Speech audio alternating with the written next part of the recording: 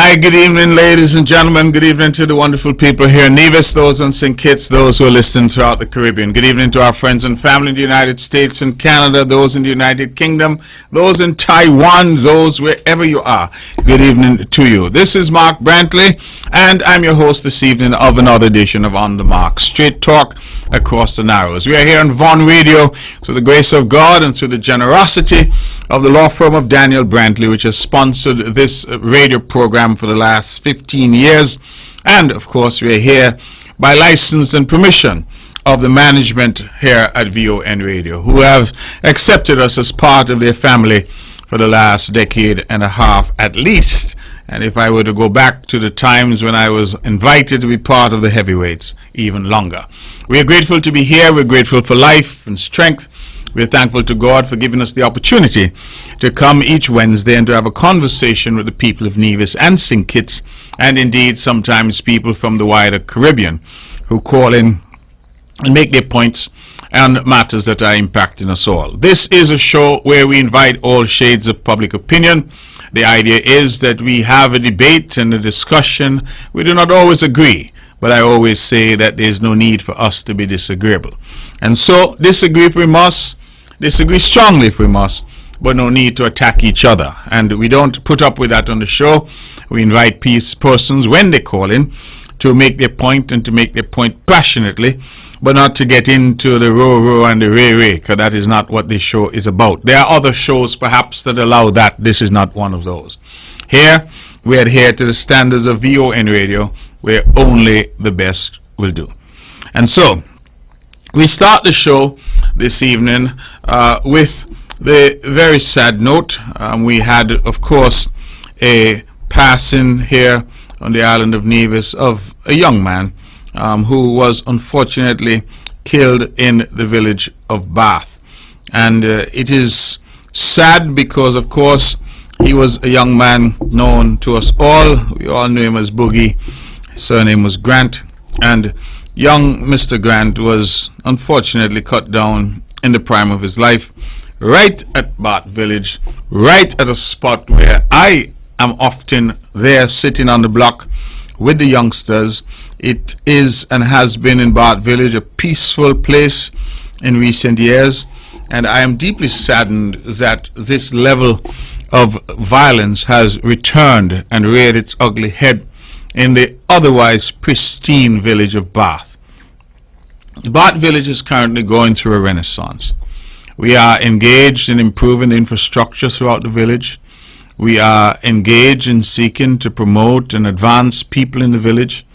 We are engaged with the youths and everyone there. I spend a lot of time there sitting and talking and having conversations with the youngsters there.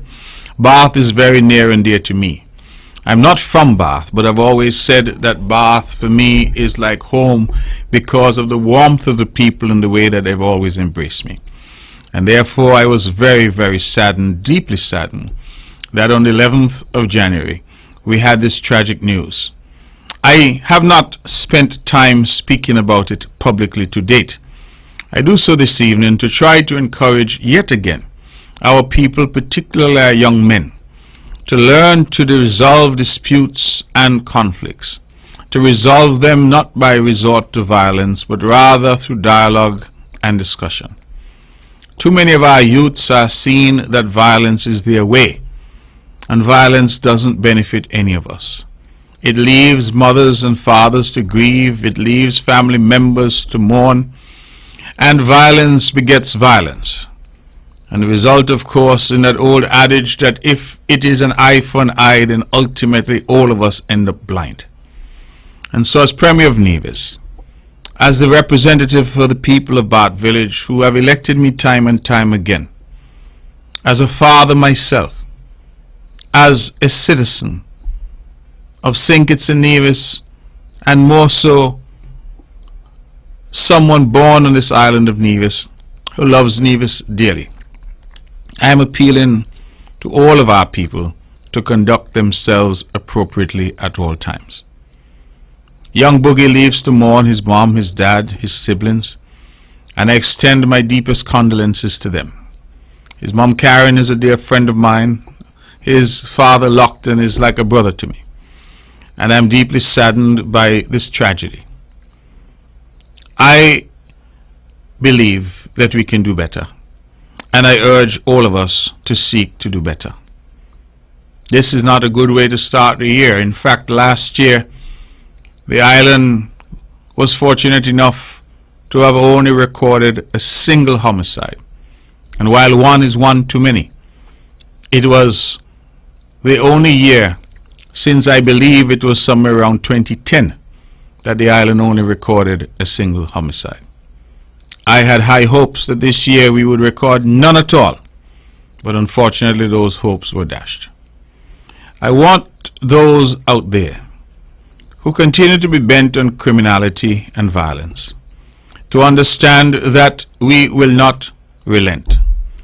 We will not cower. We will not back down in the face of their ruthlessness. That the people of Nevis want a society that is peaceful, where we can go about our business and where we can engage with each other free of fear, free of violence, free of conflict. And I have said to the police that they must do everything in their power to bring these miscreants to justice. It requires a particular type of individual, someone who in my view has lost their humanity, to callously cut down their brother man or their brother woman, as the case may be, their brother or their sister. It is sad, tragic when we go in that direction. We cannot continue in this vein. And those who listen to this show know that I have always been passionate when I say that crime is a social problem, and it therefore requires all of us in society to seek to solve crime and to bring crime in all its forms to heel. And so I urge those out there who may have some information about what happened. It happened in broad daylight. It happened right in the heart of Bath. That you say what you know. Some say they may not wish to speak directly to the police. That's okay. Speak to someone you trust. But let us ensure that those responsible for these acts are put behind bars for a very long time. And let us resolve as a community that no more parents will cry. No more mothers will have to grieve. No more fathers will have to grieve. No more siblings will have to grieve. No more children will be left fatherless. Let us together work hand in hand for the kind of Nevis that we want, the kind of Nevis that we need, the kind of Nevis that allows all of us to live in peace. And so tonight I extend my deepest condolences to my brother Lockton, Karen, to the entire family. And I pray that the prayers of the multitude will comfort them in their hour of bereavement. Let us, ladies and gentlemen, let this be the first and the last act of violence that we experience in Nevis for this year and beyond. From that sad note, let me move quickly to a more positive note. And let me say how proud I am to congratulate two young people. One, a young man that I am exceedingly proud of, Onaje Amory, who was recently named as the Sportsman of the Year on the island of Nevis. And the young woman I'm equally proud of, Latasha Isles, who was named as Sportswoman of the Year on the island of Nevis. I want to congratulate them both. Both have connections to Bath Village, and both have emerged as Sportswoman and Sportsman of the Year, and I wish them well. I don't mean to boast, but I'm happy that both are from St. John's. And so I urge the other parishes to up their game so that they too can be contenders for Sportsman and Sportswoman of the Year. That probably is a moment of levity, but let me not detract by levity from the reality that these youngsters continue to do incredibly well, and that we ought to be proud of them as they continue to light the path for others to follow. And so, young Anaje and young Latasha, congratulations to you both.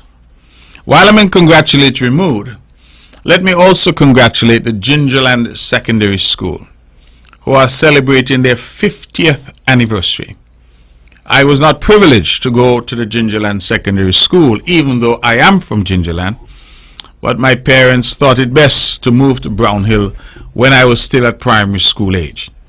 And so I would have left what is now the the Joycean Liebert Primary School, and moved to Brownhill, where I went to what was then the Prospect Primary, but now the Ivor Walters Primary. And naturally from there, I would have gone to Charlestown Secondary School. So I never had the privilege of going to the Gingerland Secondary School. But allow me tonight to commend the teachers, the principal and staff over all these 50 years. They have done a marvelous job in educating primarily the people of Gingerland, but the people of Nevis, in ensuring that we have had solid citizens, persons who have gone into the world, not just here in Nevis, but the world, and made their mark. Because they've had a very strong foundation inculcated in them at the Gingerland Secondary School. So to the current principal and staff, and to the students, and to those past as well, I say congratulations to you on 50 marvelous years of educating the people of Nevis. Education is the bedrock for any society that wishes to advance.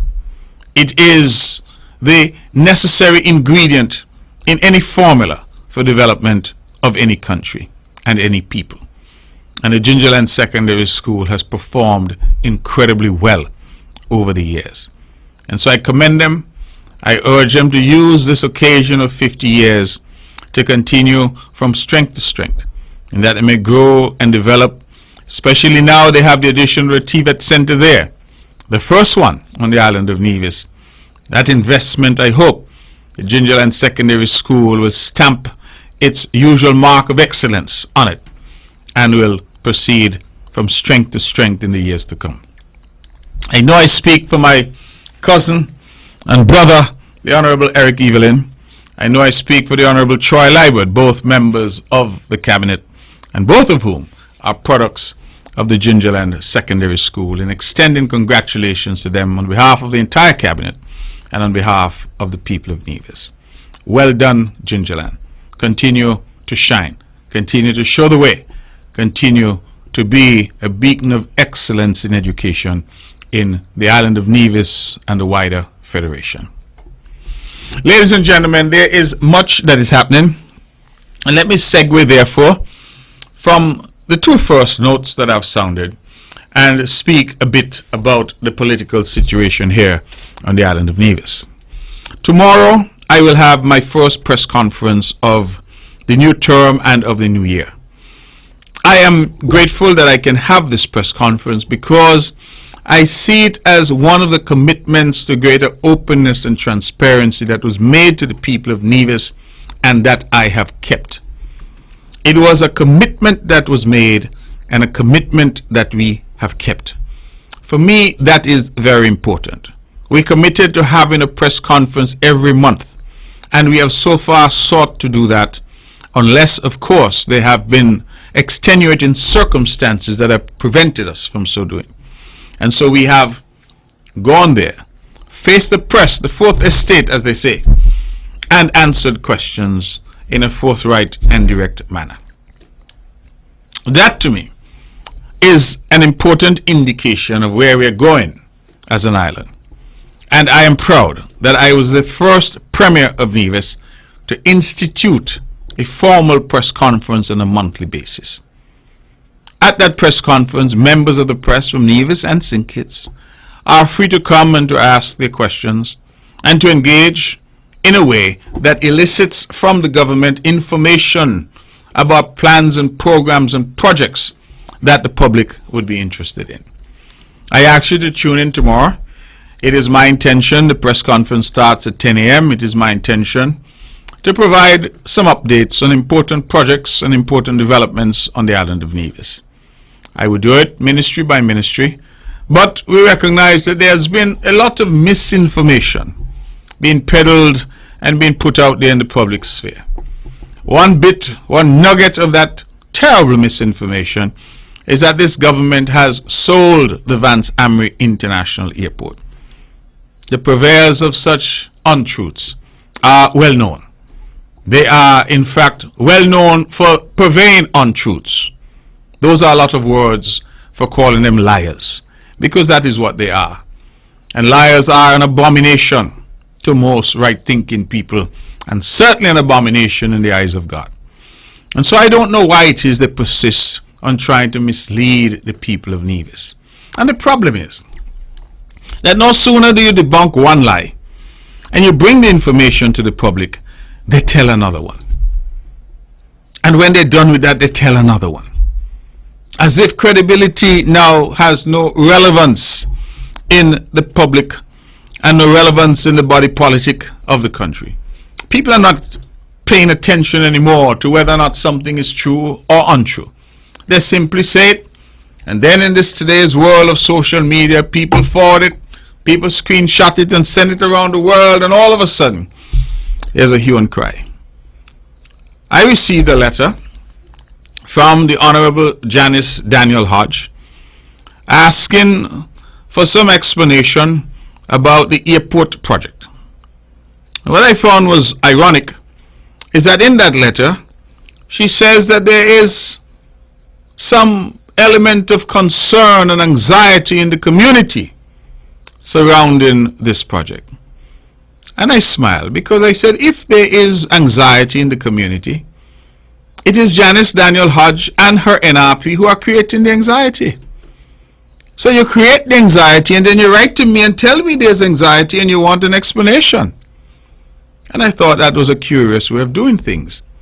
Because had the Honorable Janice Daniel Hodge really wanted to know what was happening at the airport, she could have simply booked an appointment and come and sat and spoken to me. I would have had no difficulty with that. But she had no real interest in knowing what happened or what is happening at the airport. The interest was to seek to create the very confusion and anxiety that she later says has taken hold. And I was heartened that the people of Nevis didn't really bother with the NRP on this, because they organized some march and I think they had 8 or 10 folks that showed up, the usual stalwarts, nobody else. And I think that is because people understand sense and they also understand nonsense. Now, here we have had an airport that the same NRP has lamented time and time again is dead, that nothing is happening. They say only goat and sheep over there. They say all manner of things, including they've gone so far to say that the name of the airport, named after Vance Amri, that is a problem. We have heard, we have listened, and we have tried. As the Minister of Tourism on this island, I negotiated the coming to Nevis of Tradewind Aviation from Puerto Rico. We negotiated the coming of what is now Silver Airways. They came and they eventually left. We brought Air Sunshine. They came, regrettably the owner passed away, they've eventually left. All of them have had a singular complaint, that the people of Nevis are not using their service. And in fact, they have lamented time and time again here that people used to leave Nevis and go to St. Kitts and take the same Silver Airways to Puerto Rico rather than taking it out of the Vance Amri Airport. Why? I'm not going to get into all of that because I don't understand it myself. The bottom line is that we have made effort to get flights into that airport, and we have spent money to support airlift. Even now, Cape Air is resuming flights as of next month, coming from St. Thomas in the U.S. Virgin Islands on a daily basis, and I'm told twice on Sunday. We have to support those flights financially because anytime that plane flies empty, the people of Nevis have to pay. And so even as KPA is coming back, we encourage the people of Nevis to use the service once the service starts in February. But the complaints have been there. And despite best efforts, it has become apparent to us that the infrastructure at Vance Amri is inadequate. In fact, the last time any investment of any significance was done there was over 20 years ago. And so we decided that we have to do something about it. We have to come up with a plan to rescue that airport, to provide greater airlift for our own people, but also to provide greater airlift for those visiting Nevis and the Federation. And we set about that plan. We set about negotiating with a financier to determine how best to go about executing a plan for that airport. The negotiations are ongoing. We have not concluded anything in relation to the airport. And it would have been irresponsible of me to go out into the public domain to talk about what we are negotiating, what terms were offered, what our counter was. We don't, and nobody does that in terms of the public. What you do is you have your discussions. And then when you have something to report, you report on that something. And I sought to explain that to Dr. Janice Daniel Hodge, the Honorable Dr. Janice Daniel Hodge. And I was shocked and dismayed. And I said so last week, to see that my letter written to her could find its way onto the social media page of one of her party hacks. And I said to myself, well, why would this be done? And what confidence does that give the Premier of Nevis in having open communication to try to resolve issues with the person who's leading the main opposition party on the island? And I chastise her because I think perhaps she doesn't get it. She doesn't quite understand what is going on. We understand she's new to this. But that is no excuse for taking an approach that is mature. And for leading the 8 or 10 people there with placards. I'm not sure what the protest was about, because they said it was about the airport, but I see people saying young people need jobs. And we need more jobs. I don't know what that has to do with the airport, but in any event, leading a protest over what? And when we seek to analyze what is happening on the island, we realize that the NRP is playing a silly game. That's the only word I could use. Because on the one hand, they lament there is no investment. That is not true, but that is their cry. Just how they lament nothing is happening. That is not true, but that is their cry. And then, when the government seeks to put a solution in place, they turn around and they create new anxiety in the community about that solution. So the airport, they say, is dead. Only goat and sheep over there. Vance Amri name is on it. All of those things they say are bad. And they talk about it every day, how dead the airport is. We are seeking to put a plan in place to bring the airport to life. And they march against that. And they criticize that. And they create anxiety in the community over that. And sometimes I reflect and I say, I wonder if it is that they're hoping that by their actions and their utterances, by taking to social media with blatant falsehoods, putting up a photo of a businessman to say we have sold. I see one idiot put up something and said, what did he say? Meet the new owner of the Vance Amri Airport. And put up a picture of a gentleman. Meet the new owner. When this government has done absolutely nothing but negotiate. That is what we're doing. There is no binding agreement in place. And I said that to Dr.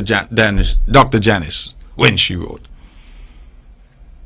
But if you're serious about governance and you really are serious about people and it's not about tomfoolery, then I would have thought that the best approach is to say, Prim, let's have a conversation. What's happening? I have nothing to hide. Nevis doesn't belong to me. But I understand that there's a way to do things. And conversely, there's a way not to do things. And so I have always said I'm open.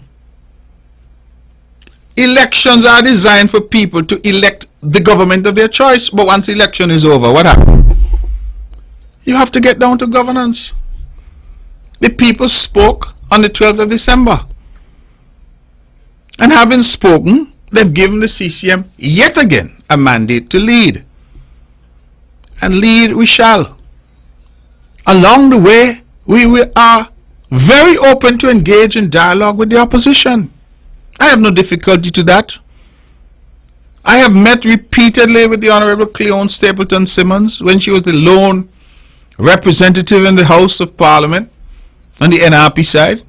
Whenever she had issues in St. Thomas's in her constituency, she came and saw me.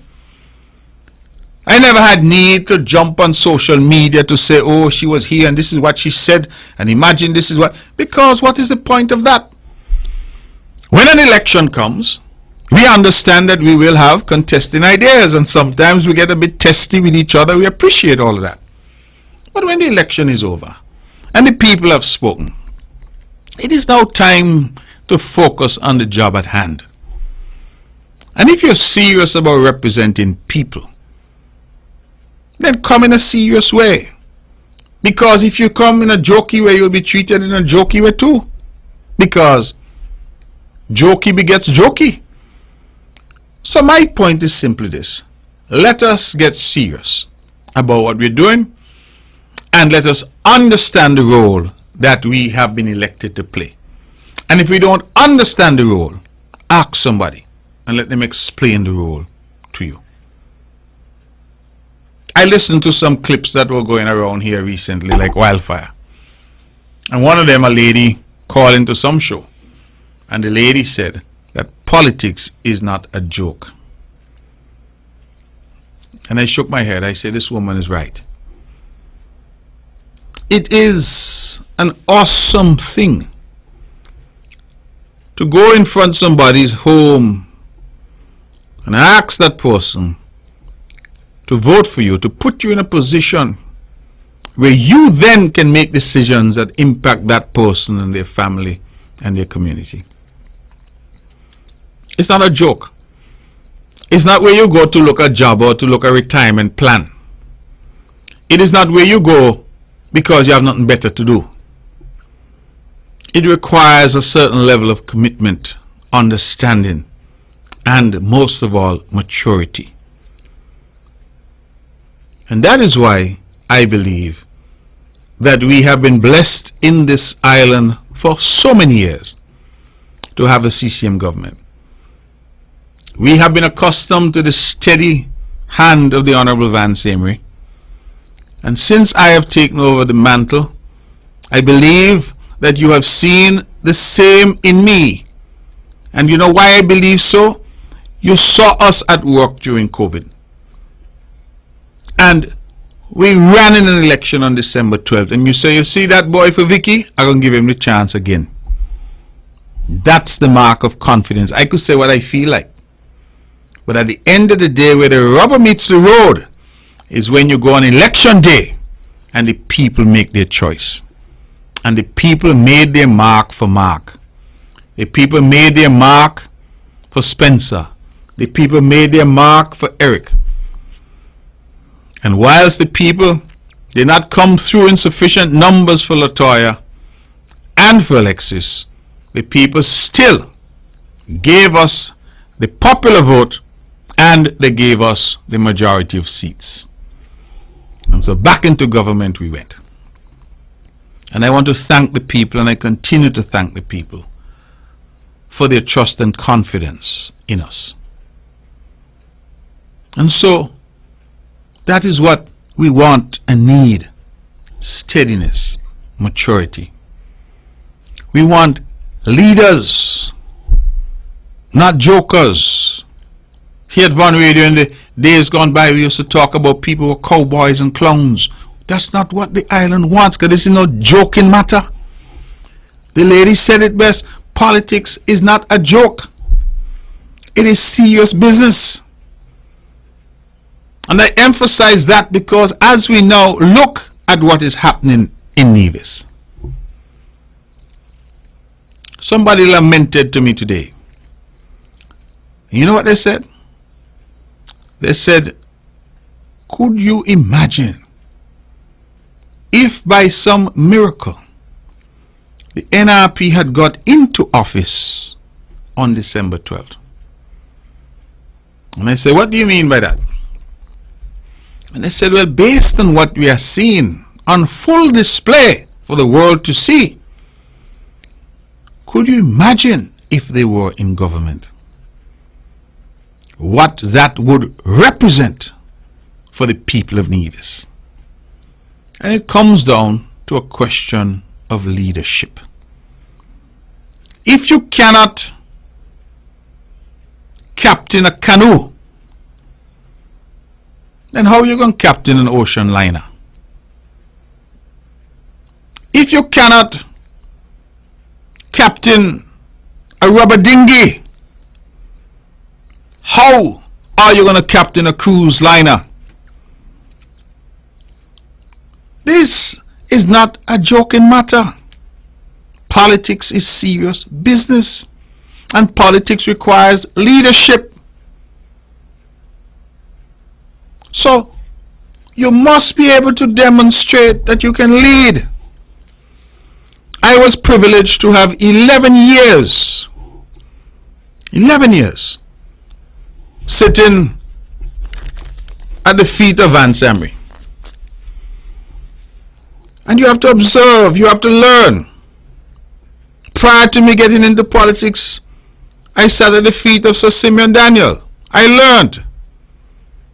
So when I got into politics, I had a sense of what leading and leadership should look like, should sound like. I built a law firm, Daniel Brantley, had lawyers and staff to manage, had to lead my team. Along the way, there will be conflicts, because once there is anything in the world that involves human beings, you will have conflicts.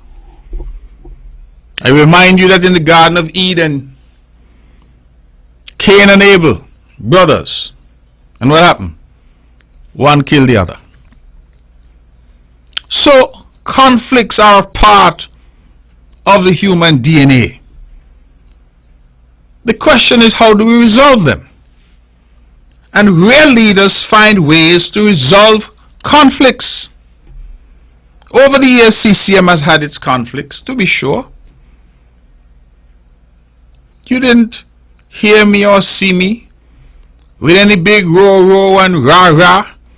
You didn't see me come with any big set of brouhaha in the public domain. No.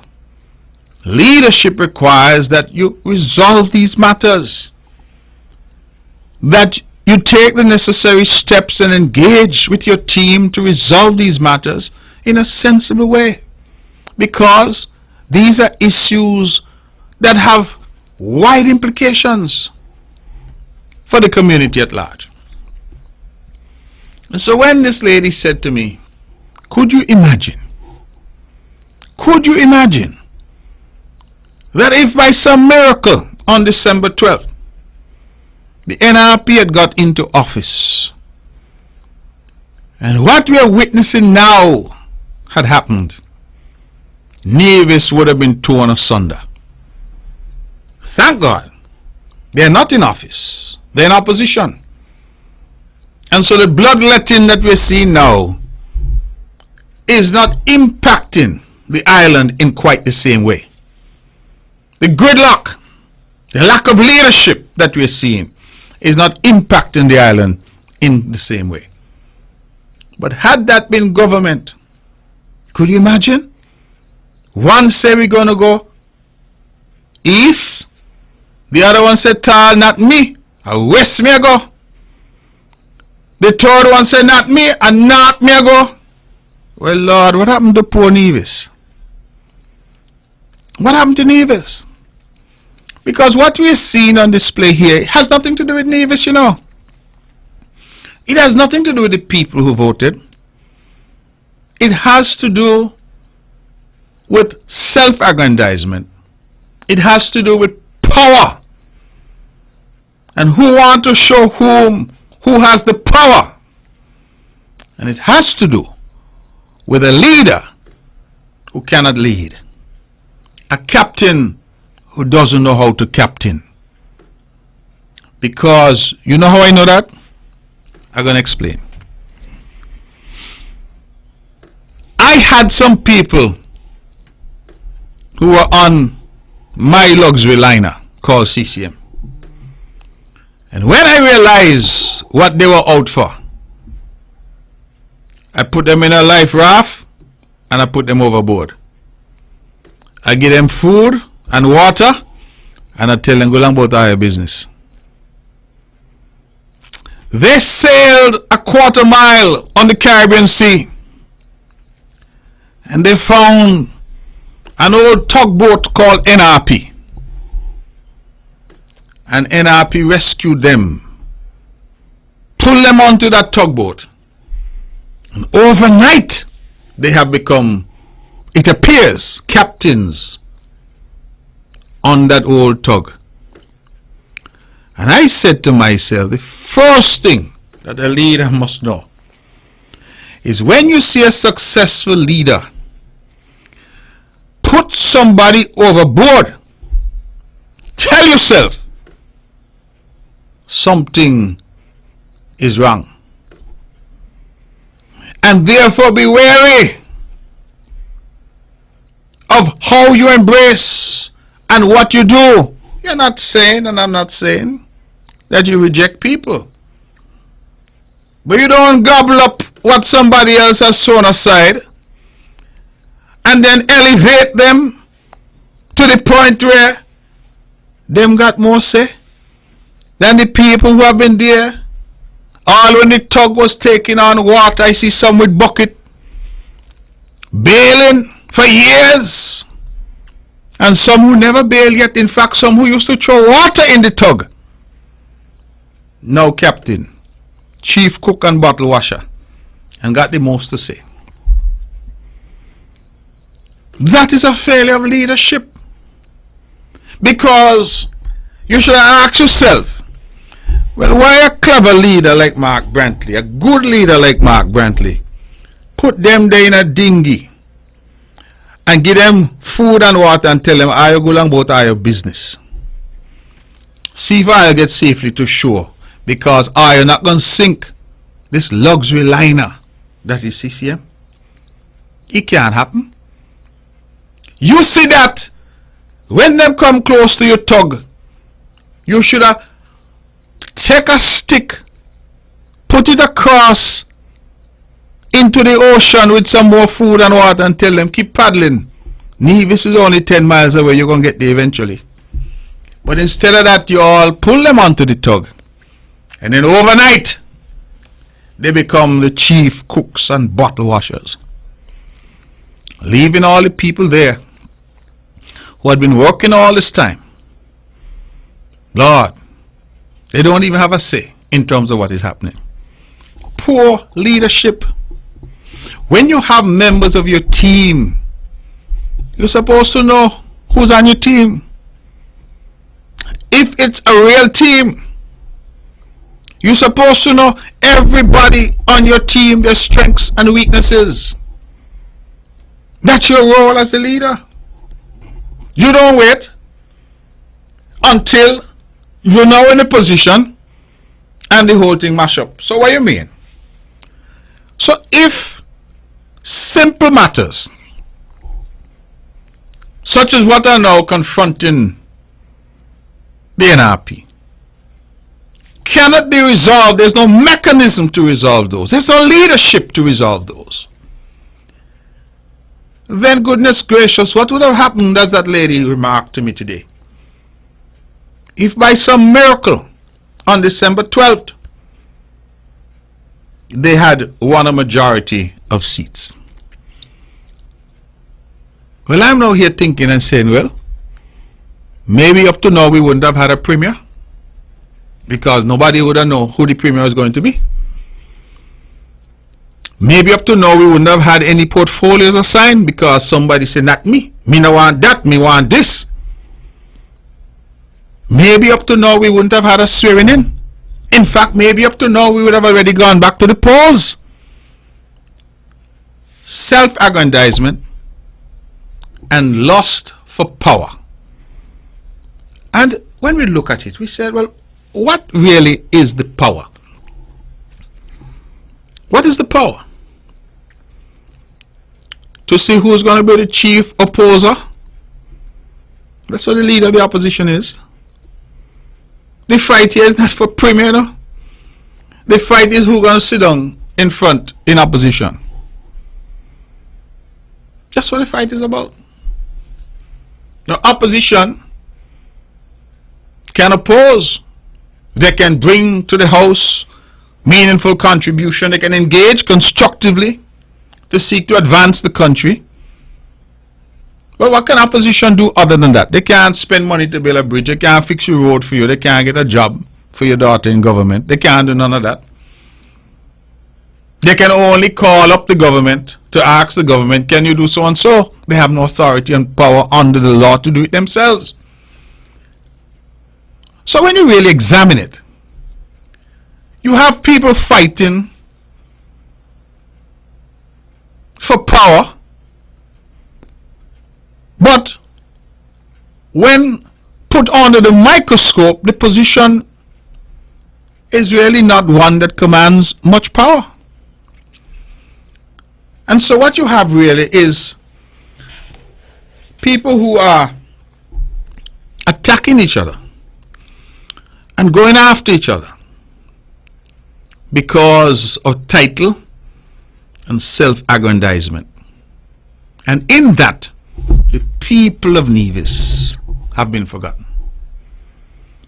So I see all kind of rabid commentators, ferocious in their attacks. And I say, what is this about? Somebody said to me, the only good thing from this chaos and fiasco that we are experiencing in Nevis is that, for the moment at least, they stop cussing CCM. They're not going to have time to cuss CCM now because they're busy cussing each other. But I am to say that I am not pleased or laughing about it. I don't see the joke in it as some people seem to be saying. I am actually deeply saddened by it. And I keep saying to our people that we must be ever mindful of who we seek to put in certain places of trust and confidence, because many of them have not come to politics for the right reason. And this is a clear manifestation of that. Because when you come for the right reason, you understand that your first, last, and in between priority is to the people, not to yourself. Not to yourself. So you think that between Vance Ambry and I, between Alexis Jeffers and I, between Spencer Brand and I, that everything is always yes, agreed? No. You have your times when there are disagreements. You have your times, but the guiding principle always is that you serve the people of Nevis. Them come first.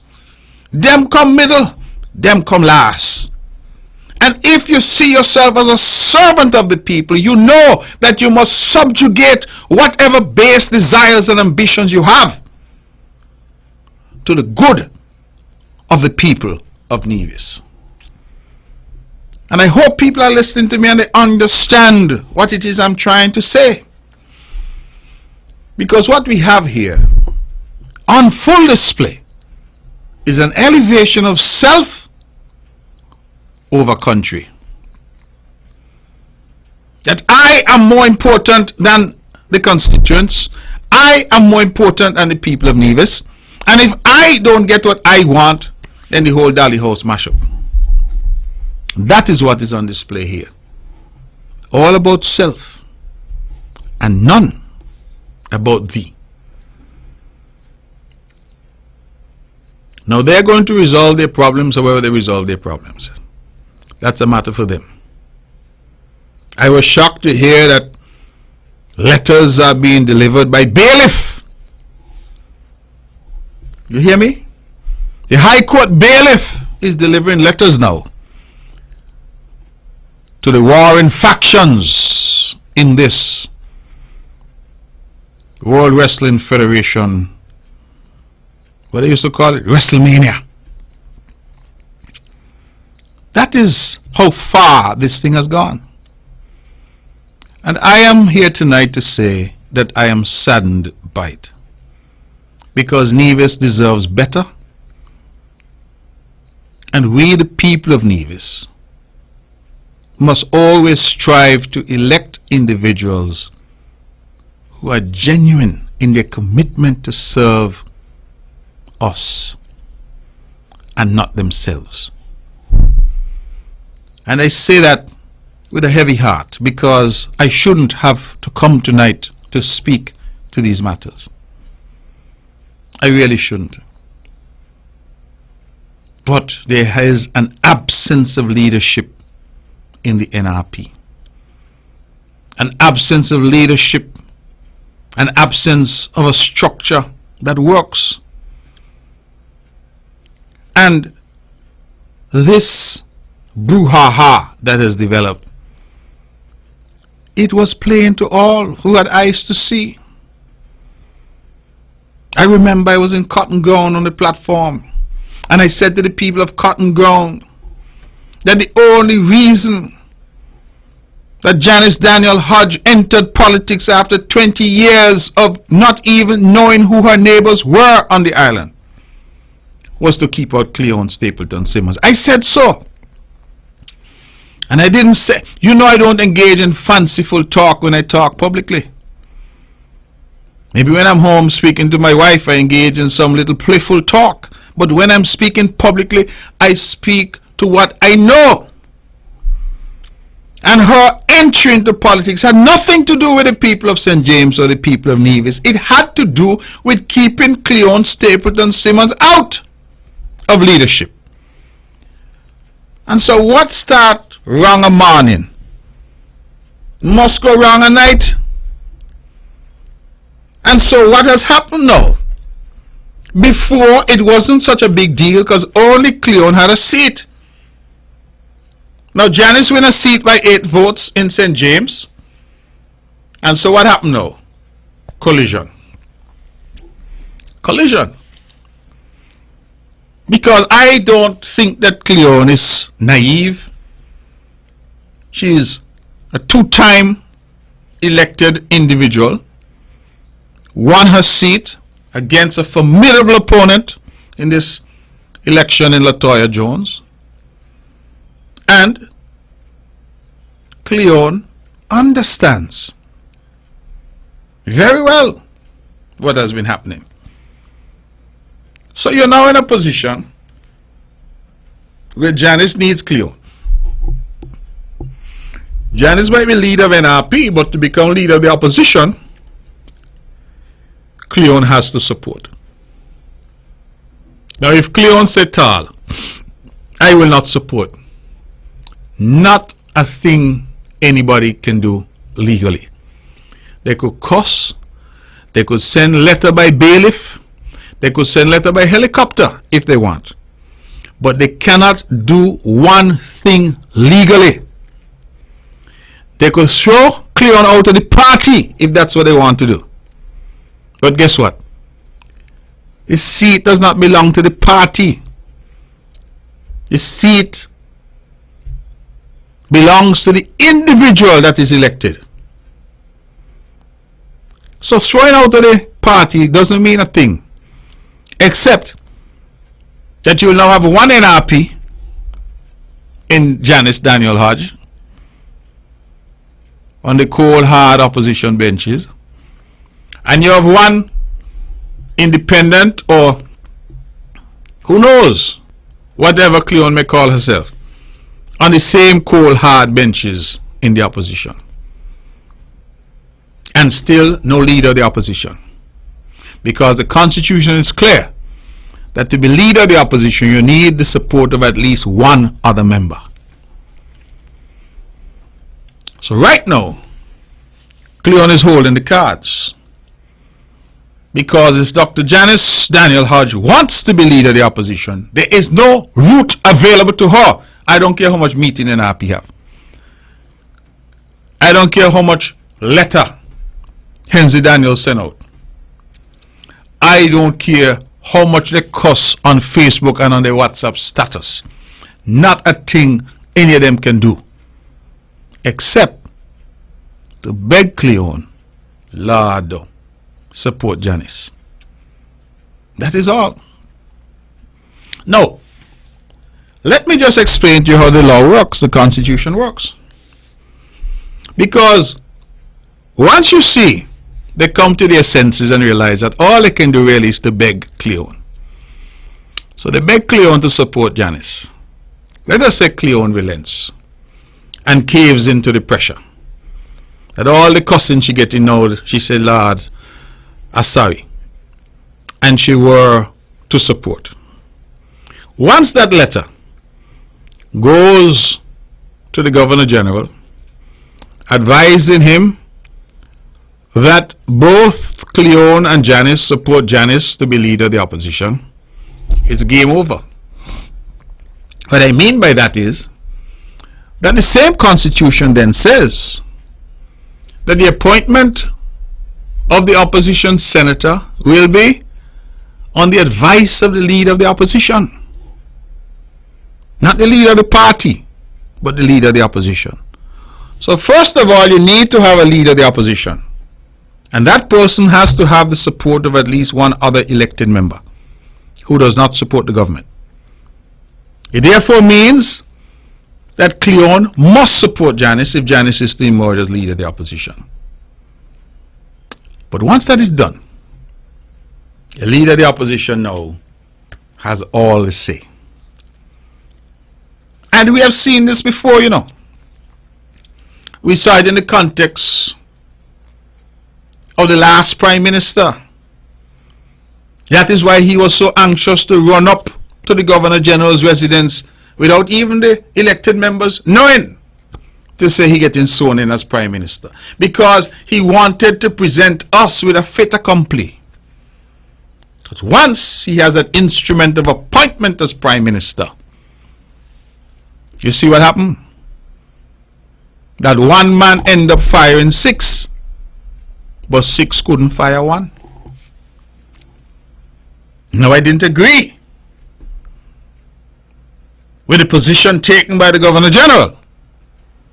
I think he was demonstrably in error. But that is a matter for the lawyers and the historians.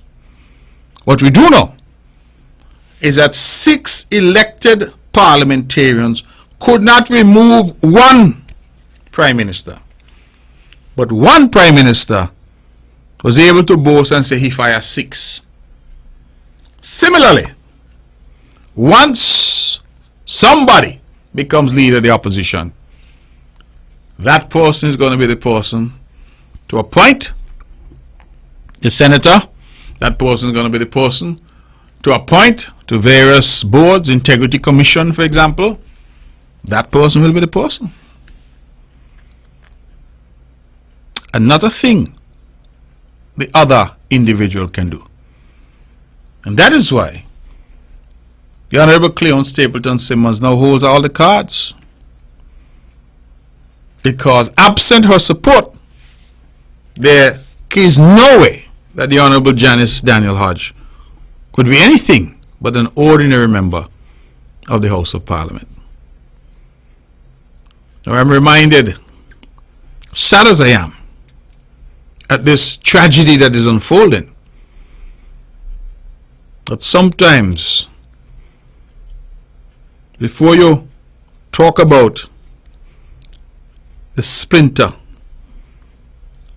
in your opponent's eye, you should try and pick the lamp pole that is in your eye. Because you see, we have a way that we criticize and criticize. I'm so proud tonight to say that despite our challenges, and there have been many, that the CCM Ocean Liner, painted in blue, is majestic on the Caribbean Sea, sailing. You know why? Good captain, excellent vice captain, and an excellent crew. Pulling together, working together, and whenever issues arise, resolving them together.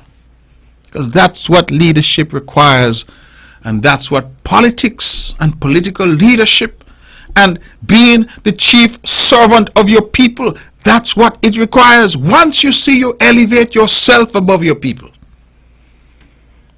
and it becomes about you, can't work. And I'm happy that the people of Nevis, through the grace of God and His wisdom, have been spared the tragedy that would have unfolded in this island had these persons got into government on December 12th. In a very real way, God is saying to us, the people of Nevis, watch them. That is what could have been. Thank God it is not, but that is what could have been. And they say, when you see the signs and you see the warnings, heed them. Don't run through no red light, no stoplight. Heed them. This is a message which is saying, stop, danger ahead. And that is why tonight I feel so proud of the Concerned Citizens Movement. So proud that despite efforts from without and from within to damage this blue ocean liner, we are still sailing. Not a ripple, because the hand of the captain is steady, and the mates and everybody else, the support, when the captain's hand start to shake, they say, no, skip, and they put their hand on the wheel with mine, and they make sure that this ocean liner keeps sailing despite the challenges. It keeps sailing for the benefit of the people who are the passengers on this ship. And I'm proud of that, and I think our people should be proud of that. Because politics, as this lady said, is not a joke. It is serious business. Ladies and gentlemen, it is 9 o'clock. My soliloquy this evening has been lengthy, but I think I said some things that needed to be said. And so we'll open the lines now and invite your calls if you are minded to do so. 869-469-1616 and 869-469-1700. We're going to go straight to the phones and say, good evening, you are on the mark. Good night, Dr. Sheriff. Good night to you, my dear. Okay, Psalm 62, verse 8 and 9. Trust in Him at all times. Ye people, pour out your heart before Him. God is a refuge for us. Surely, men of low degree are vanity, and men of high degree are a lie. To be in the balance, they are altogether lighter than vanity. May God continue to bless all of us. Good night. Lord, help us. You're right, your sheriff. I know about your riddle. I don't know how to do the puzzle. Have a wonderful night. Good night. All right. Thank you so much. And have a wonderful night yourself. Let's go back to the phones. Good evening. You're on the mark. Good evening, Mr. Brantley. Good evening to you. I'm calling out of Station. How are you, brother? How are you? I'm doing fine under all the circumstances, doing fine. Yes. Well, first of all, let me say a Happy New Year. And the same to you. Yes, and the other thing is, congratulations. Thank you so much. On your party doing night, and your party winning the election. However, my good friend didn't make it, but nevertheless, the people have spoken. And so I wish you and the government all the best in continue working for the country. Thank you so much. You just keep focused. Listening to you on my way home, and I've learned some new things. I've learned some new things with the Constitution and all the other things. That part is really, really sad, but nevertheless, keep fighting, working for the country. Everybody, those who voted, whichever way they chose to vote. The point is, you're asked to lead the country. And do the best you could. And I hope that, well, let me wish everybody all the best. Congratulations once again. Thank you very much. And drive safely. I'm happy that you were able to call, and always love to hear from our neighboring islands, and pray and hope that you and all of the residents there have a wonderful, wonderful year this year. We are already almost at the end of January. Somebody said to me that January was not playing around. It was performing like Usain Bolt, how quickly it seems to have gone. But we are well on the way now to February, and pretty soon we'll be saying Merry Christmas the way things look. But thank you for your call. I truly appreciate it. Right. All the best. All right. Thank you. God bless you. We're taking your calls, ladies and gentlemen. 869-469-1616 and 1700. Let's go straight back. Good evening. You're on the mark. Good night, Mark. Good night. Good night to you. Let me congratulate on your victory. And I wish you all God's best. Now, Mark, let me tell you, all hell had broke loose against you in the last election. You had the enemy in St. Kitts. You had the enemy in Nevis. You had people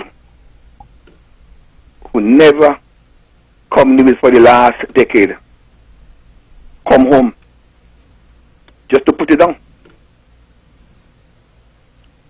But let me tell you, while they were saying all manner of evil against you, mark this, mark that, mark wicked,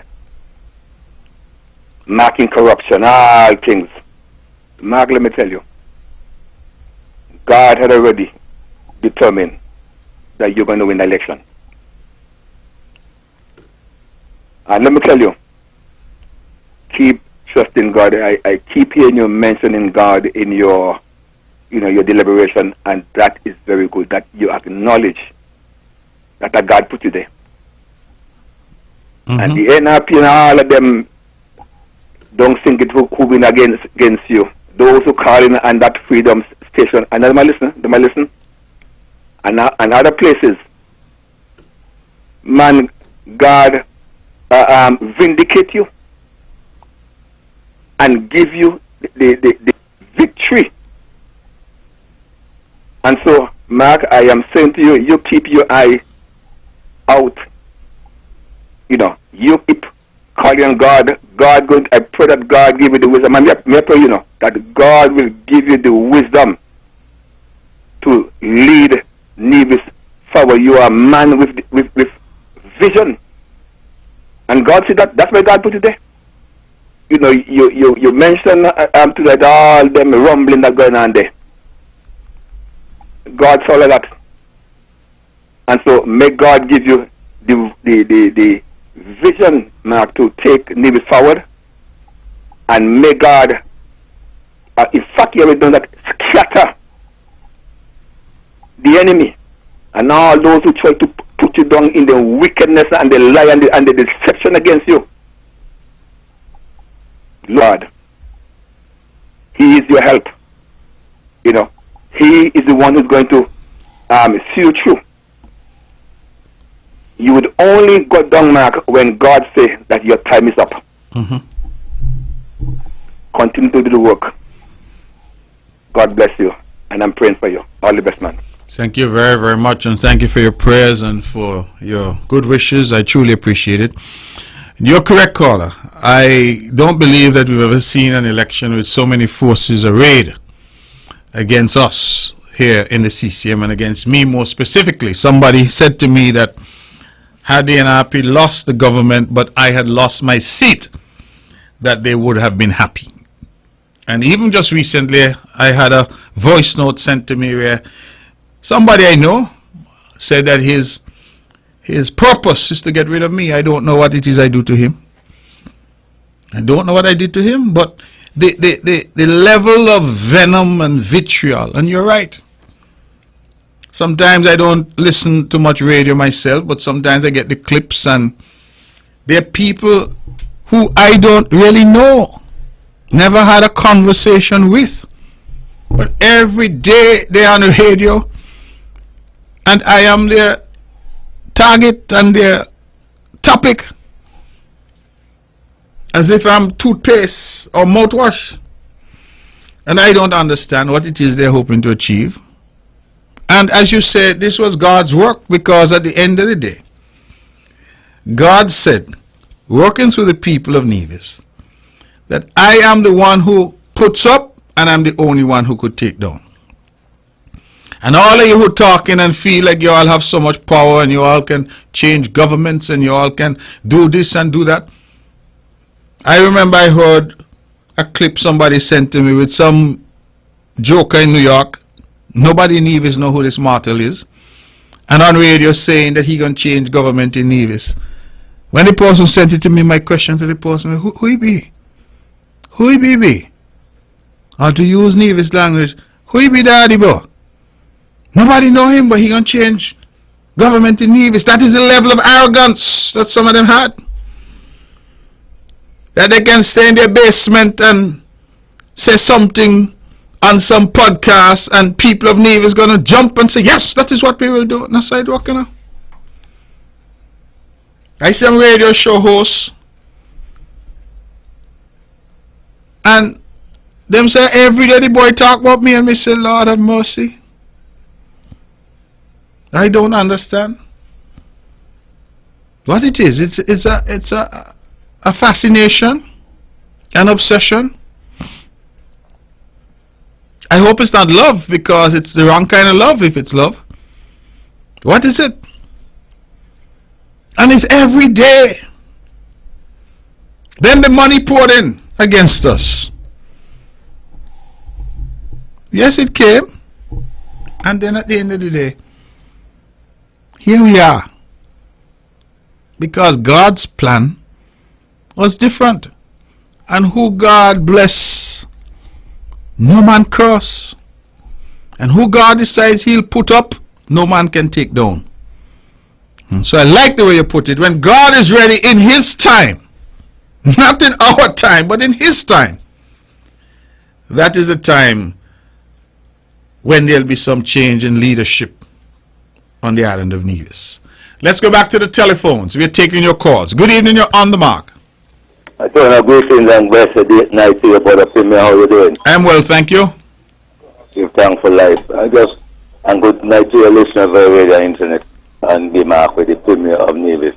Now, I just want to ask a question pertaining to your comments that I heard you make in your brief remarks them concerning towards the movements that you outlined to the airport and the aspect you all are doing negotiation. Now, with the negotiation, I would like to ask, the context will be falling in the benefits of the people of Nevis, so they can see the level of the airport be a factorated way of your words outlining that need to be more useful, because you had stated that some of the airline was outlining that the people of Nevis don't utilize the airline to travel from Nevis to other places, but they will catch a boat from Nevis to go to Singlet and catch a flight from Singlet to go to other places using the same airline where they're not using from Nevis then. So I hope that these avenues you all will engage with the people of Nevis to outline them properly in how they could safeguard themselves in the traveling arrangement with the airline and the new initiative that ARA is bringing to revitalize the airport as a way of attacking contract of traveling arrangement. Okay. Well, thank you very much. Thing, and I'd like to put to you, there was an invitation. I would like to know if you are presently coming forward to what the invitation was outlined for you. All right. Well, thank you very much for your call. You want to answer me? What is it you want me to answer you? The invitation was... I don't answer invitations on radio. You will hear from my office. Okay? All right? Anyway, we're thankful, but you know, protocol, right? And I know you know that basically, but respect to you here. Okay. One perfect love. Thank you very much. So if you know how protocol goes, you will know that you've sent me something formally, you'll get something in response formally as well from the office, not on radio. So we will leave that there. Thank you very much for your comments about the airport. All the things you say is clearly are the things why we are seeking to do work at the airport, to generate activity, to generate employment, and to give greater access and egress to the island of Nevis. So that really is what we're trying to do, caller. But thank you very much for your comments in that regard. Ladies and gentlemen, this is On The Mark. I'm your host, Mark Brantley. We're taking your calls. Please pick up your phone, call 869-469-1616 and 869-469-1700. We're in the middle of the sports season now, and I'm told that the EPPS, the Elizabeth Pemberton Primary School, had a wonderful relay championship sponsored by A1 Farms. I want to congratulate the principal, head teacher, and students and staff, and of course to congratulate my good friend Mackie Truss for his dedication to athletics. I know he was a big athlete in his day as well, and so I like to see that continued. People understand the government cannot do it alone, and so I'm happy to see private sector stepping up and indeed sponsoring some of these critical events. I'm told the event was a tremendous success, and so I'm hopeful that that continues throughout the sporting season, and that we put the Mondo Track facility that is coming for so much criticism again by the usual suspects, but such an addition to help our athletes on the island of Nevis. It's 1:15 the hour. We're taking your calls. Let's go back to the phones. Good evening. You're on the mark. Good night, Mr. Brantley. Good night to you. Happy New Year. Happy New Year to you as well. Yes, I have a concern about the sport. We had an incident some years ago, and Mr. Henry changed the time when he finishes to any old time to 6 p.m. at the evening. And now I see it creeping back up. The last foot they had the way up, going up. See if you can work on that for me, please, because you won't wait when something happen again, please. Let us start the sport early, maybe 11 o'clock, and then they stop long intermission between when one sport is finished, one race done. They step long before the next one, and then the time goes up. All at 7 o'clock and 8 o'clock and still there. Please, don't wait till something happen again, please. Thank you. All right. Thank you very much. I think the change caller really came out of the fact that we have invested in a new facility. We have invested in lighting. We have stadium lighting. And in fact, if you're at the Mondo Track at night, when it's lit, it's just as bright as being there in broad daylight, midday sun. That is the quality of lighting that we've invested in. So I think that the same factors arguably are not there. And I've also heard the complaint made that it is cooler most times to run in the evening than it is to run in the hot noonday sun. So I think there's some arguments back and forth to be made. I understand the point you're making, and you're absolutely correct that that was the response of government then. But the truth is that we have moved on now. We have better facilities. We have well-lit facilities. There's no issue about security in that context, that there are dark areas or anything like that, because the entire facility has stadium lighting. And so we need to discuss that to get it right and ensure that we keep our people safe, but at the same time we have the optimal environment for athletes to perform. But thank you very much for the call. I think you raise a very important issue. Let's go back to the phones. We have lost that caller. Caller, please call back.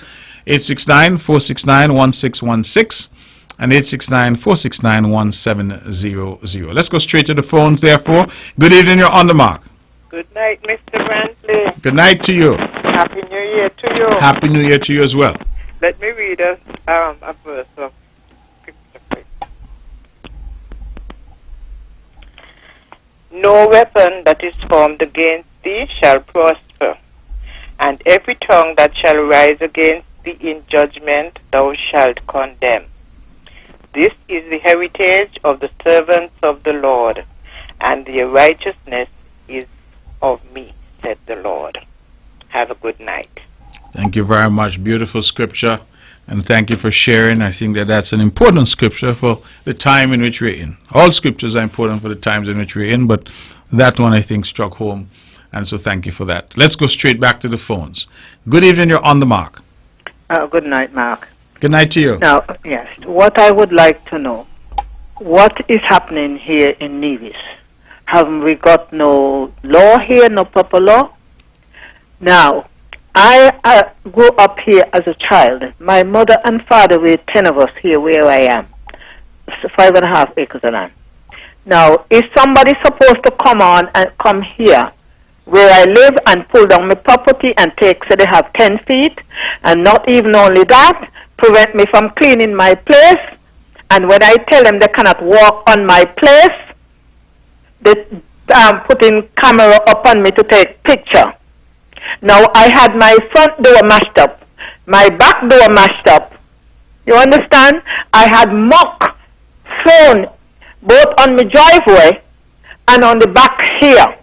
And this is done by Tasha Dos Santos, by Vance. She and her boyfriend. And these things has to stop. I am fed up of this abuse here on my own island. I do not like it. Please. Okay, well, thank you very much for raising that. These are matters that you are correct, really should be dealt with by... And this is years, this going out, I have matters in court and I can't seems to get no case here. But why is that you can't get a case? It doesn't seem so because I do not know what lawyers do. They only take money. Maybe you have the wrong lawyers, I don't know. I don't know about that. So you can keep paying lawyers and they want money up front. Okay. All right. Well, thank you very much. You've raised it. I can't speak to the veracity otherwise. There's too many bad things going on here in Nevis. People who been here since 1954. My father bring 10 of us here. And we work hard here. Nobody's supposed to come here and mash up my front door, mash up my back door and abuse me. Okay. All right. I think we've heard you clearly. Yes, thank you. Thank you very much. Night. Thank you for raising the matter. I am hopeful that the police and the lawyers and everybody else whom you've engaged will attend to it. You called some people's names. I don't know the people, and I don't have any facts to substantiate what you've said. And so I can't say yea or nay. I can only say that you have ventilated this publicly, and I'm hopeful that if it is as you say, that persons will leave you alone so that you can enjoy your property without interference from anyone else. It is 20 past the hour of 9 o'clock. We're taking your calls at 869-469-1616 and 869-469-1700. Ladies and gentlemen, for those just tuning in, this is On the Mark. I'm your host, Mark Brantley. And we're here every Wednesday from the hour of 8 o'clock until the hour of 10 o'clock in the evening. This is 2 hours of primetime talk radio, the only show of its kind where we have 2 hours of commercial-free talk radio. And we're here each and every Wednesday having a discussion with the public and seeking to engage with you and to have a discussion about matters that are impacting you. We sometimes put things on the table. You have no interest in those things. And so when you call, you put your own issues on the table. And that is why we invite you to call. 869-469-1616 and 869-469-1700. Let's go back to the phones. Good evening. You're on the mark. We share Facebook run out a story. You get a call out now. What other story you say? I get free now. All right. Yeah, cannot go on now, but yeah, but that's ain't good. a problem, that's why. That's very good. You don't think we need a little ease too? I'm glad I get an ease. They run out. They must fight now. All right. Yeah. Thank you, my dear. It's as I said, I know some people are making mirth and merriment out of it, and that happens, but really and truly it is sad. It is really sad to see what is happening on the island. People would have just voted, And, you know, the whole argument was change. We want change. What we want change to? Confusion? What we want change to? I want people to really consider that question. The mantra was change. We need change. What is the change that we were going to get? Confusion and chaos? Because if that was a change and these people in government, Nevis mash up. Mash completely up. And why? Because one person said I'm leading, they're going north. The other person said, not me, me not follow you. I going east. And then somebody else said, tall, I going south. All about self. Let's stick with the telephones. We have anybody else on the line? No? So we are asking for your calls. If you have an opinion, if you have a view on the matters that are being discussed, then certainly please feel free to call in and be a part of our show this evening. Again, the numbers are 869-469-1616 and 869-469-1700. So, ladies and gentlemen, there's quite a lot happening. As I said, I will have my press conference tomorrow. We have been having budget discussions as we try to settle on our budget and our numbers for this year.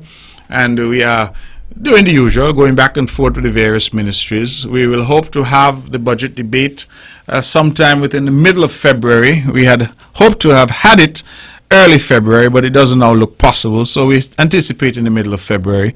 Just to remind the general public that, again, under the Constitution, we have up to 90 days after the end of the last financial year in December to have the budget.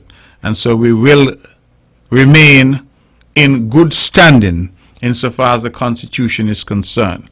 The reason why we didn't have the budget in December is simply because we had the election intervening.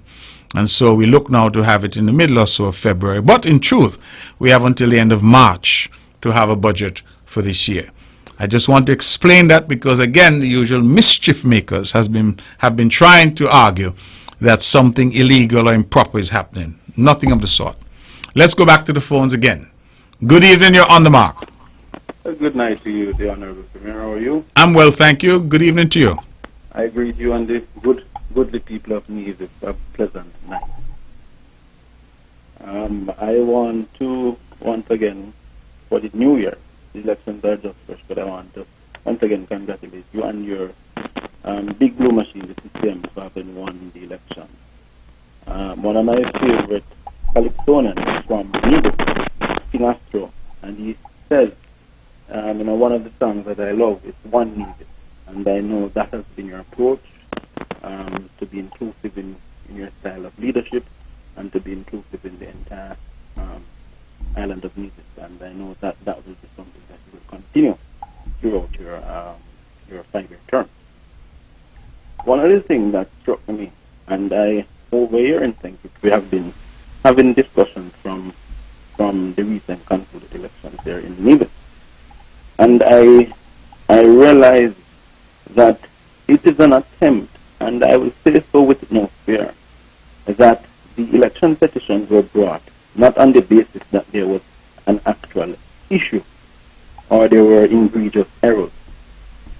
Quite frankly, the petitioners are in their right to do so. It's their constitutional right. I have no place to say they don't have that right to do so. But when something is being done in a frivolous manner and it's in an attempt to destabilize the country, one has to wonder what is the real motive behind it. And so I'm really taken aback. When I listened to you last week, I didn't get to call in, but I listened to you and I heard dead electors. That in one of the petitions, that one person was saying that a person who had died did not get to vote. And I want that to sink into the people of Nevis. Not just one in a call. I don't want to interrupt you, but it's more than one. Couple people who have died. She said it was an electoral irregularity that they were not given the chance to vote. But how is that possible? You can be either one of two things, either dead or alive. You can't be both. So, I'm just taken aback. But not to let that belabor the issue on that. I want to also, because I saw some brand new pictures today of what's happening at the hospital, the Alexandria Hospital, and I want to say that oftentimes people live in a country and they don't realize the investment that is happening. So when the geothermal project is completed, because you would have received your approval from the CBD, Caribbean Development Bank. When that is completed, and the Alexandria Hospital, I believe those two projects, plus the attempts we are now making to renegotiate, to do some negotiations at the Brantley International Airport, those will be some of the largest investment in the history of Nevis. And I don't think people understand these things. Or if they don't understand, they don't want to understand, particularly their position. And so I must commend you that you have presided over a period in 2020 that no other leader has ever presided over. It wasn't, not even the Great Depression of the 1930s was as bad as the year 2020 and 2021. And so to still being able to keep your economy afloat, to be able to do these capital projects, it is really commendable. And so I want to encourage the people of Nevis that sometimes we are on one side saying, oh, the grass is green on the other side, but you don't really know what you have until you lose it. Yes? And so I want to commend you and your team for the hard work that you're doing. And I expect that throughout the course of this 5-year term that I would see some major investment opportunities and things happening to improve the lives of the people of Nevis, because all in all, that's what politics is about. It's about transformation of the people's lives. And so I want to just commend you, commend the team, and wish for you all the best for the rest of the new year, sir. And may you continue to do the hard work that you're doing. Okay, thank you very much, caller. I certainly appreciate that, and I have always liked when these constructive calls come in the sense of people who are looking at what is happening. You did suggest that you're on St. Kitts, and certainly I think that is important that we get that voice from across the waters, our brothers and sisters over there, in terms of what they see and what's happening over here. And as you mentioned, the election petitions, I should point out that the Honorable Spencer Brand has applied to strike out the petition filed by J.D. Keynes, and I have applied to strike out the petition filed by Dr. Patricia Bartlett. I am told that those strikeout applications will be heard, I believe it is on the 30th of January. So the judge isn't wasting any time, we're getting right to it, and therefore we will have an update, all being well, fairly soon. Before I take the next call, let me congratulate young Kamali Newton. I have been sent a message to say that he has qualified for the Carifta Games, and he's the first athlete to have qualified, the first male athlete. And so we say congratulations to you, young man. You are a remarkable teen this year, but an outstanding young person. And I wish you all the very best. Continue to strive and do the very best that you can. I know that you're going to go places, and I said it when I congratulated you that I expect one day to see you on the podium at the Olympics. Let's go back to the phones. We've lost that caller. Caller, please call back. Be patient with us, I beg you, and call back. We have half an hour to go, and we're taking your calls. Those who are just tuning in, this is Mark Brantley, and this is On the Mark, and you're, of course, listening to the Eastern Caribbean's only powerhouse, VON Radio, the voice of Nevis. Let's go back. Good evening, you're On the Mark. Well, let me just tell you something. This is something from Facebook. I am told clearance was given until midnight tonight, January the 25th, to say uncle, and I beg NRP back pardon of face being nipped. Hey, the party gone. Good night. Thank you very much. I don't even know what's on Facebook, but I use Facebook to disseminate information because so many mischief makers are on there creating mischief. So I'm not sure what's happening, but as I said, it is sad what is happening in the NRP. The NRP was once a very great party, but it has long ago left the path of Sir Simon Daniel and Ivor Stevens and those greats. I don't know what we have now, but it is a shadow of what the NRP used to be. And what we're seeing on display is really disgraceful. It is sad. It is clearly a demonstration of what could have been had they got into government. And I just want our people to reflect on that. I've made the point several times already this evening, but reflect on what could have been. They said to change. Is that what you would have changed to? Because with all that is said about this island of Nevis, you never hear no confusion in this government. No confusion. None whatsoever. And we have always dealt with situations in a particular way. We have never ever sought to engage in the row that you're hearing out there. We knew that we had certain individuals who were working against us in government. We appreciated that. But even then, we managed that situation. Never took any irrational steps. Conducted ourselves at all times to ensure that the people of Nevis knew that the government was running the way it should run. And we managed those internal situations effectively. And here we are. Having jettisoned some of those individuals, we are moving on. And that ocean liner is sailing smoothly. The seas may be rough, and from time to time we will have storms. COVID-19 was a terrible storm.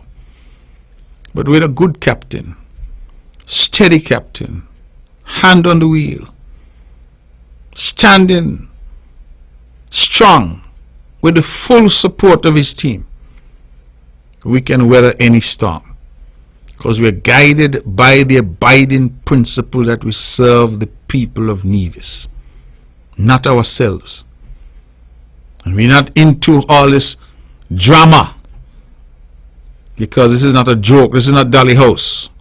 This is serious business. Politics is serious business. Let's go and see what this caller has to say to us. Good evening, caller. You're on the mark. Hello? Hello, good evening. Yes, you're on the air. I'm calling from the BVI. Welcome, caller. How are you? Oh, not too bad. Congratulations. Happy New Year to you. Thank you so much.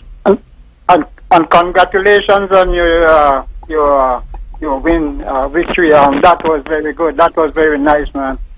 I see those eyes have fixed. I gotta see you had those eyes fixed. That is very great. That is very nice. And it's nice to see that you came through with flying colors. One thing though, it appears as though you would have been a prophet. Because you've been saying these things true before and during the campaign, and see it come to pass. So it's not a prophet. That is prophetic, and that is very good of you. Very nice. So all the best. You take care and keep the ball rolling. Thank you very much, and thank you for tuning in all the way from the BVI. I hope all is well down there with you all. Yes, so far so good. Okay, God bless. Okay, man, all the best. All right, thank you very much. You know, the public is listening. Someone just sent me a message and said the present NRP is a shadow of the shadow of Simeon Daniels' NRP. You hear what? They say it's a shadow of the shadow of Simeon Daniels' NRP. And I love that quote. Thank you very much for sending it to me, because you're absolutely correct. What we have here is a travesty. It's a joke. And it is so sad, really, because part of what is leading to this conflict and this chaos is the noisemakers. I say all the time, ignore the noise. And people say, oh, that's rude, that's offensive. They don't understand what I'm trying to say. You have some noisemakers, and they're constantly in the ear, clearly, of the leader who's listening to them, rather than leading in a mature and sensible way. This is a crisis of leadership. I say it again. And you cannot captain a rubber dinghy. How are you going to run Nevis? How are you going to captain a cruise ship if you can't captain a rubber dinghy? Let's go back to the phones. Good evening, you're on the mark. Hello? Caller, you're on the air. Okay, we've lost that caller. Caller, please call back. Again, 869-469-1616. 869-469-1700. So that is the issue. There's a crisis of leadership within the NRP. And this willingness to listen to all these noisemakers who all have their own personal agenda, and none of them have the people of Nevis at heart. Let's go back to the phones. Good evening, you're on the mark. Hello, caller, you're here. You're on the air. Good night. Yes, go ahead. Congratulations to you, sir. Thank you. On your win. And I hope that you will do it over and over again, just for the sake of Navy Young, and not them that just come lately. And I'm the guy to speak to you, like to speak to you about the overseas voters, but I leave that for now. Right. That tonight until some other time. Yes. Okay. All right. All the best, sir. All right. Thank you very much. Thank you very much. We are going to keep taking your calls. Let's go back to the phones. We have somebody holding. Good evening. You're on the mark. Hi. Good evening, Mr. Brantley. I just heard you said that you are applying to strike out the case today. And can you elaborate a little further on what you mean by that and why you decided to go that route? Well, the advice that we have taken suggests two things. One, that the petitions that have been filed in the case of J.D. Keynes, it was filed out of time. And that of Patricia Bartlett was also defective, because the petition to have been completed under the law, they needed to file and serve not only the petition, but also a notice of presentation of the petition and something called a recognizance. They eventually did file and serve those, but long outside the time set by law to do so. And in the case of J.D. Keynes, it looked like they had forgotten altogether about the recognizance, because that came a very long time after they had filed the petition. In addition, we are arguing that the petitions really disclose no cause of action. They say nothing about me other than my name. I was a candidate and I won. Nothing about Spencer Brand except his name. He was a candidate and he won. And what they're making all the argument about is against Mr. Foy, saying that they made objections way back in January of 2022, and he didn't hear all of the objections by the time of the election. But the law is very clear. That is not an election matter.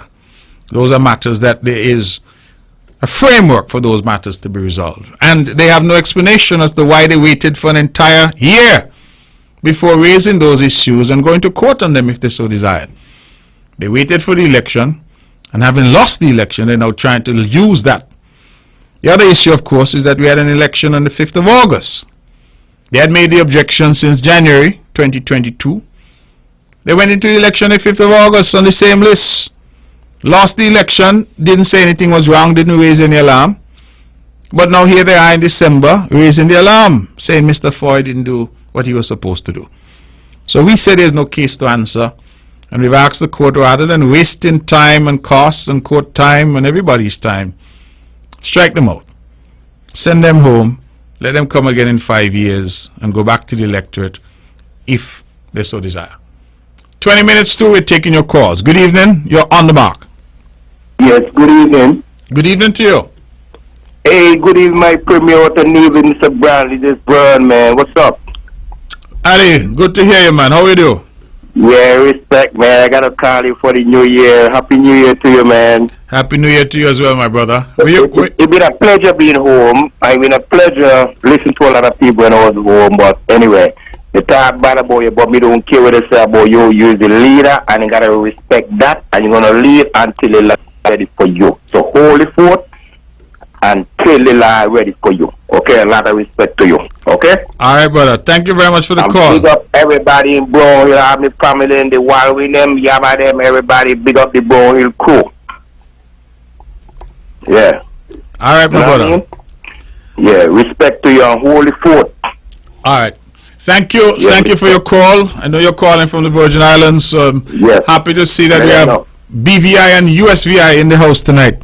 Thank you very much for We're that. big supporters. Yes, man. I really appreciate Let it. them know that. Let the NRP eat their heart out. All right, Big Daddy. up yourself. Bless up. Bless up. All Yeah, right. man, nice. Yes. Yeah. Thank you very much for that. And through the power of technology, clearly, we are going into homes all across the world. Somebody just messaged me to say that they're listening all throughout the United States, and they're listening in the Caribbean, and so this show continues to have a very good platform, and I thank all the people who call and make it what it is, and all the people who listen and make the show what it is. Let's go back to the phones. Good evening, you're on the mark. Strike them out. You got the power to strike them out. Thank you very much for that. The court has the power to strike them out, not me. I can only apply. But we have applied, and we feel that the applications are correct, that they have a lot of merit, and the judge has set a speedy date for the hearings, and we'll see after that what the judge determines and whether or not these petitions really should be struck out. The one in particular in town is frivolous in the extreme. Frivolous in the extreme, because that one talks about people who are deceased and say that it's an election offense, they didn't get a chance to vote. I mean, when I saw the names, one gentleman who was there, I mean, I spoke at his funeral. So I said, well, how is it that he would have voted?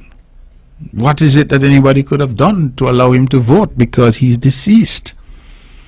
So those arguments are frivolous and vexatious. And so we've asked the court to just strike that out. And then the other petition of Dr. Patricia Bartlett, again, is an exercise in nonsense, because, as I explained, they made these objections to the list in January of 2022. The law is clear that if you're on the voters list, you remain on the voters list until such time as there's a successful objection to you, or until such time as you transfer your registration from one district to another. So it was their duty to ensure that these hearings were done, and if the hearing officer, Mr. Foy, was not doing so, then they had a number of remedies available to them. They didn't take any steps. No steps at all. They wait until the election, and now they start to make a big song and dance. Say, oh, we object to this 151 people, and only so many of the hearings were done, the other hearings were not done. They object to people. They say, oh, the people shouldn't have voted in St. John's, when we know the people have already transferred their votes. Some of them voted up in Gingerland, where they now live, and have changed their registration to Gingerland. So when you start to go through, you realize that it's really fanciful. And we're saying the court ought not to concern itself with this nonsense, but strike them out, and I'm hopeful the court is generous in terms of costs, because I have some election bills to pay, and I need some money. Let's go back to the phones. Good evening, you're on the mark. Hello, good evening. Good evening, my friend. How are you? I am wonderful. So I have one thing to say. Be the change you wish to see in the world. And just remember, a calm mind brings inner strength and self-confidence, because life doesn't get easier or more forgiving. We get stronger and more resilient as time goes by.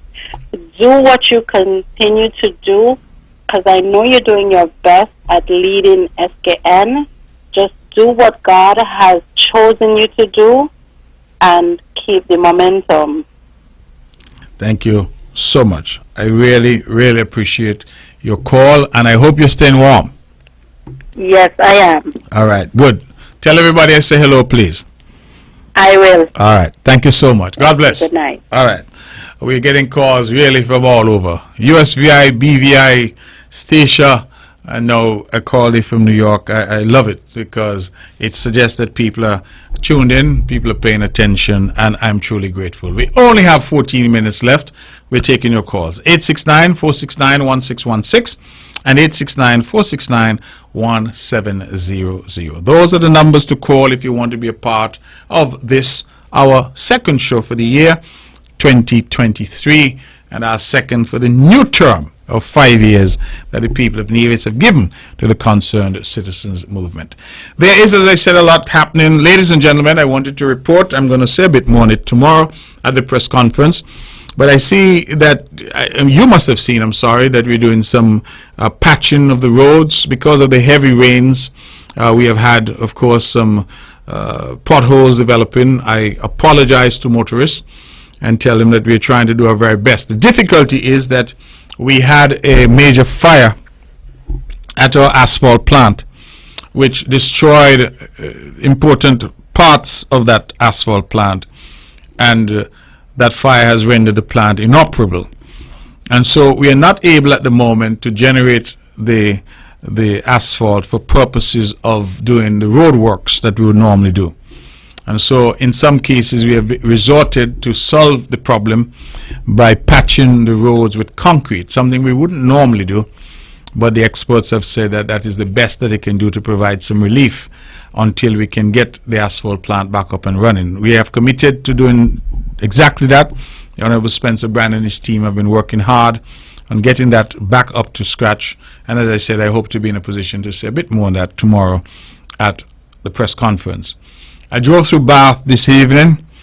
I just want to say to the people of Bath that their project will resume in earnest, we hope, next week, as the crews come back out to work. As you know, each Christmas there's a break for usually a few weeks, and so I'm told the crew is going to be back out next week, and we will be back in Bath working to complete that project, and then to take on the main road, and then to take on some of the side roads that we've committed to as well, to ensure that the people of Bath are well and truly taken care of, and that we bring some relief and enhance the environment, enhance the property values, and build out infrastructure. Just to remind you that wherever we're doing roads, we're also upgrading the water distribution infrastructure as well. So we are killing two birds with one stone, so to speak.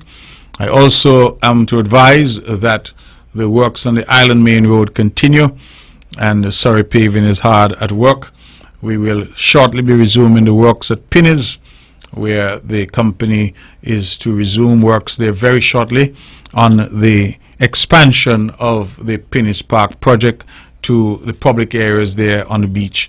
And we anticipate having a world-class facility when we're done with all that we had planned. I want to again go on record to thank the Republic of China, Taiwan, for the immense support. The first phase of that project was some $3.3 million US, I think.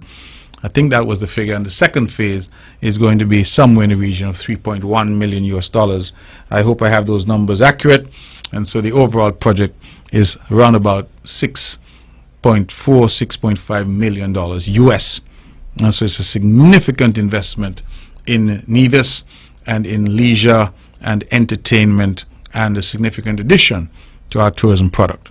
It is 10 minutes to the hour. We're taking your calls at 869-469-1616 and 869-469-1700 for those who would wish to call. Of course, tomorrow at the press conference, the first of this new year and this new term, I will lay out what is happening, what projects are going on, what projects we anticipate to do, and of course we'll take questions from members of the press. And so I'm inviting all the members of the press from Nevis and St. Kitts to be there. It will be at the Premier's Conference Room tomorrow at 10 a.m. And that will be, as I said, our first press conference for the new year and for this new term. Making myself available, making the government available to the people to answer questions. That is transparency at work. No other government has ever done it. No other Premier has ever done it. And that, for me, is very important. Today, I received a letter from the Integrity Commission. And I smiled because the Integrity Commission is asking me to once again declare to them, which I am forced to do on an annual basis, my assets and liabilities. And I smile. I smile because I am very proud that the Integrity in Public Life legislation was passed and brought into force under my leadership, that we have gone back and amended under my leadership. We have constituted the Integrity Commission under my leadership. And we have now, I believe this year is going to be the third year, or maybe even the fourth year. I'll check on that. But certainly at least the third year that government officials have had to file their assets and liabilities with the Integrity Commission. That, for me, ladies and gentlemen, was a quantum leap forward. I understand some people are concerned, they say it's intrusive. I hear all that. But this was one of the tools that the experts said was required to curb corruption. And we did that. Sometimes these things go unnoticed because people are focused on projects, roads and the like. But these two are important building blocks in creating the type of society that we want, in giving people the confidence locally and those coming in to invest that we have the kind of community, the kind of society that is not corrupt, that isn't engaged in illegality, that a society that people can have confidence in the laws, confidence in the processes and procedures that are available. And again, that is one of the key elements of this government and something that we've been able to do. Transparency and openness. Let's go back to the phones. Good evening, you're on the mark. Hello? Hey, Mark. Yes, you're on the air. Yeah, good night. Okay, right? A man of the bar tell you something. But when I tell you, he do you good. If I'm caxel, but you live bad. You know, sound so bad, right? But let me tell you this. Okay. He told me and listen. He told me and listen. So, you hear. All right. I'll show him tomorrow. Okay. When you see him tomorrow, tell him to call himself, yeah? Yeah, and you listen. Okay. Well, that's good. Yes. All right. All right. Thanks a lot.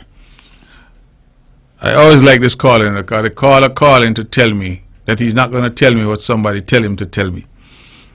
You know, Nevis is the best place in the world. I don't care where you go. That's why so many Nevisians, you know, no matter where they roam, they always come back home. It's the best place in the world. This is the only place in the world where a caller will call in to tell you that they call to tell you that somebody tell you something to tell you, but they're not telling you. I'm confusing myself now with the amount I tell you. 5 minutes to the hour of 10 o'clock. We're taking your calls up to 10 and inviting you to call at 869-469-1616 and 869-469-1700. We can probably take 2 or 3 calls, and so if you're out there and you want to call in, you are more than welcome to.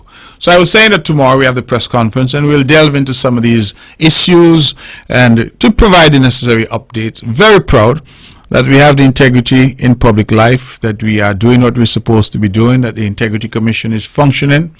Very proud of the fact that we have introduced the monthly press conferences where the press is able to ask questions.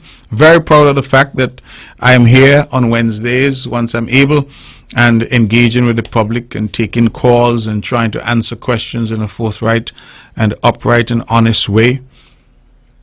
Availability, accessibility, transparency, openness. And that is why sometimes when I hear the hue and cry about this government is not open and not transparent, I say we have been the most transparent government in the history of Nevis.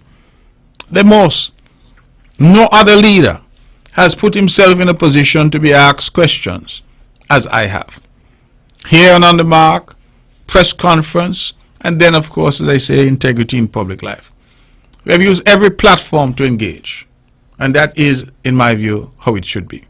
Is there somebody holding? Let's go to the phones. Good evening, you're on the mark. Hello? Hello, good evening. Yes, you're on the air. Go ahead, please. Yes, good night, Mr. Premier. Good night to you. Congratulations on your win. Thank you very much. After congratulations on the team winning also. Mr. Premier, one thing we forgot about, right? The NRP, they're so weak. They're so weak. You know, I understand you run 2 elections without one billboard and beat them. They put up all kind of $48 million scam and all kind of stupidness. And they still have 2 elections without a billboard. So now, it's time to forget about them and just continue doing the work that you set out to do and get the gentleman going and get Nevis in the run. And the next thing, if Dr. Joe doesn't decide to give us our fair share, taking him off the passport. Is it taking him off the passport? Sure, take him off the passport. So then all is yours. You have to worry about it. Simple as that. So the passport going to be Sinke's passport then? Sure, Sinke's passport and I think it's Nevis. Because I think it wants all. Well, they keep the name on the name and then we have to look for our own and not join and still ain't getting nothing. Doesn't make sense. All right, my brother. I hear you. Okay, have a good night. All right, thank you. That's the light moment for the evening. If you don't get your fish, you take off the name of Nevis off the passport. Sure. You don't think so? I hear you. I hear you loud and clear, brother. Thank you very much for your call. Okay. All right. God bless you. Thank you. And have a good night. We have about 3 minutes left. We can take another call. People are messaging me here. I'm getting messages from North Carolina, from New York, from Houston, Texas. You know, I just got another call from the USVI, another message. Thank you so much for all the people who are calling in. Jerry B., I know you're listening. Good night to you. I want to say good night to all who are listening all around the world. It is really good to be here and to know that people are tuned in, people are interested in what is happening on the island of Nevis, and people are engaged. We saw it in the last election, and that is why I always have that discussion about our people who are overseas. They may be living overseas, but their hearts are in Nevis. This is home for them. As some will tell you, this is where the navel string bury, and that's important. Let's go to the phones. Good evening, caller. You're on the air. Good evening, Mr. Brantley. Good evening to you. Sympathy going out to my loving brother, Calvin Lewis up in Church Ground, his children, Rhonda, Kenisha, Mikey, and Rockers, of the passing of their mom a few hours ago, and my dear. So focus, and God bless you all. Okay.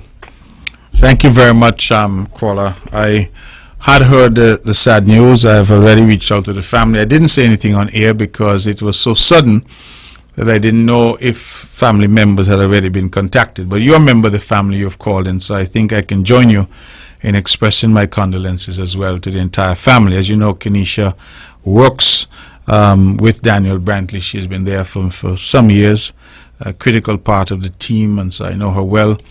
Rockers is like a brother to me, and I know all of the family members. I knew their mom very well. I know Calvin. I always tease him because he wears a hat like the sheriff, and he and I always have a good joke about it, and so my heart goes out to the entire family. Death is something that none of us really is ready for, but it's 100 times worse when it comes suddenly. And so I want to really express my condolences. Their mom was a beautiful woman, physically beautiful, but also beautiful in terms of her spirit. Every time I engaged with her, she was always such a gem. And as I said, I've reached out personally, but I now join you in extending public condolences to the entire family and pray that our prayers will comfort them in their hour of bereavement. Ladies and gentlemen, we've ended the show on a sad note, but thank you for being a part of the show. Thank you for calling in and listening, and thank you for the numerous messages that have come from all around the world. This is On the Mark. The banner struck up. It means we have to go. This show is rebroadcast tomorrow at 1 p.m. right here on Von Radio, the Eastern Caribbean's only powerhouse. Thank you, good night, and God bless you.